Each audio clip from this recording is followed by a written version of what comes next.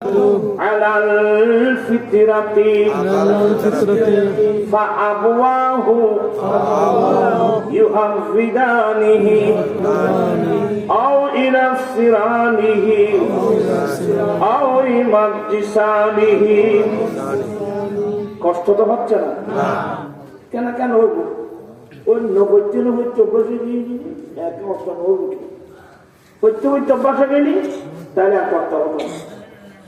আল্লাহর নবী বলেন, হে আমার উম্মত, পৃথিবীর বুকে যতগুলো মানুষ জন্ম লাভ করবে, মুসলমানের ঘরে হোক অমুসলিমদের ঘরে হোক, পৃথিবীর বুকে যতগুলো মানুষ জন্ম লাভ করবে, প্রত্যেক মানুষের জন্ম ইসলাম ধর্মের উপর হবে।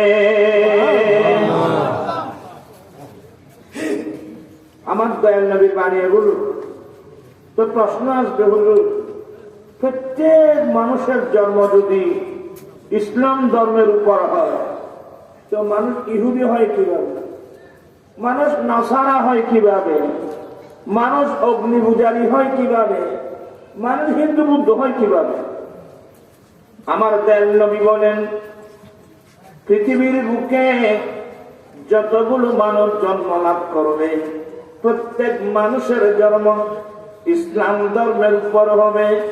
তবে যে ছেলের মা বাবা ইহুদি, আমার দিকে আছেন আপনারা, যে ছেলের মা বাবা ইহুদি, তারা তার ছেলে মেয়েদেরকে ইহুদি ধর্মের শিক্ষা দিয়ে ইহুদি বানিয়ে নেন।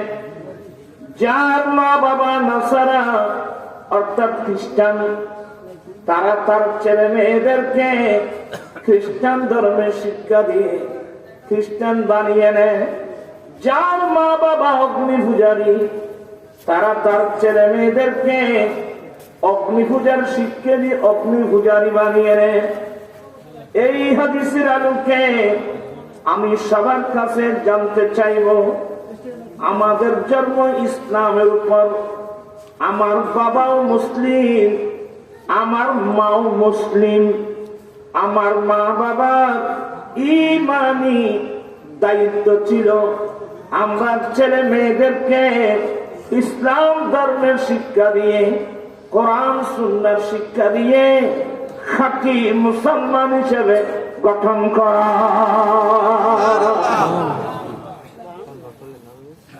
আমি কি জিনিসটা বুঝাতে পারলাম?